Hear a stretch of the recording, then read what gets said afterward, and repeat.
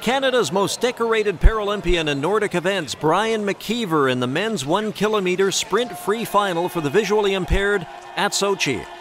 This will go down as one of the defining races of his career. Just after the start of the race, he and guide Graham Nishikawa are merging with the other tandems, and McKeever goes down.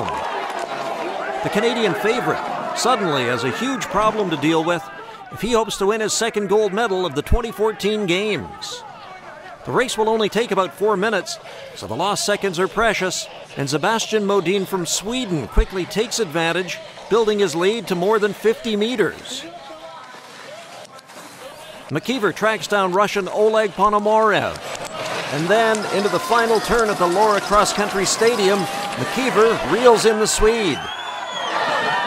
McKeever through to the finish, indomitable for gold.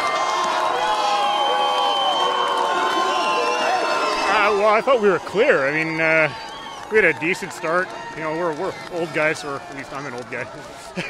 Graham's barely 30. And we had a good start. I thought we were clear. We were ahead of the other guys, and it just happened that as I pulled through, he skied over my basket and stopped it, so I couldn't pull it out and took me down. But we didn't panic. We had really good skis. Tex did a great job, and we could tell in the first downhill that we were already making up time. If we could keep it close, so we'll probably get him on the next downhill. Oh, I was panicked. Yeah, I looked back, I was like, oh man, he's down, and like, okay.